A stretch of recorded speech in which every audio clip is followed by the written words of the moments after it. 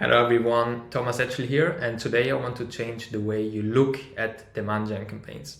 Most of us just check conversion numbers, compare different campaign types to each other, whether it's search, PMAX, shopping campaigns, and analyze, for example, CPAs, ROAS, conversion values, conversions.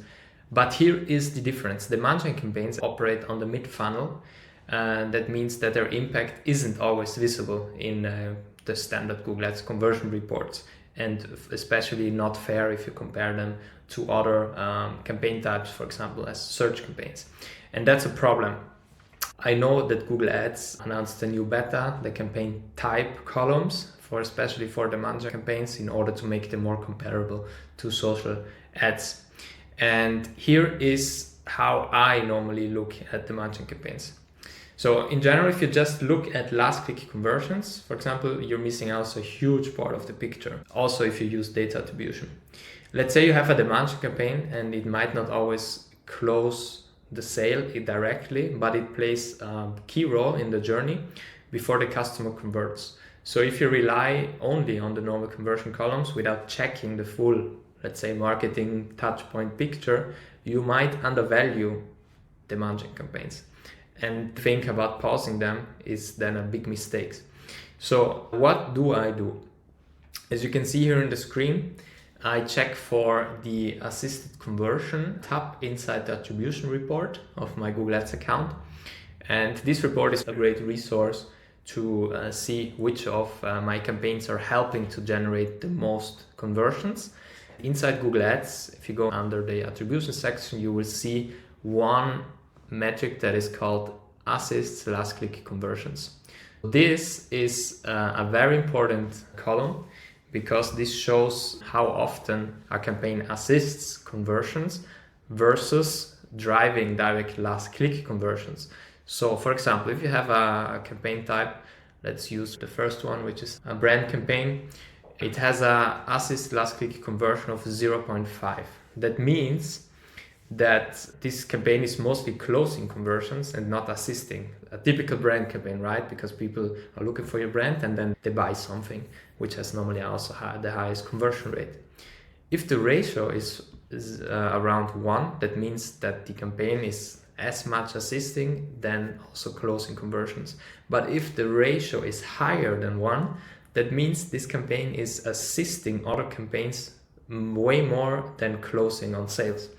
And if we look at our demand gen campaign, which is this one here, it has an impressive last click assist last click conversion of 15.4. So that's almost 7 times higher than here, one of the PMAX campaigns here.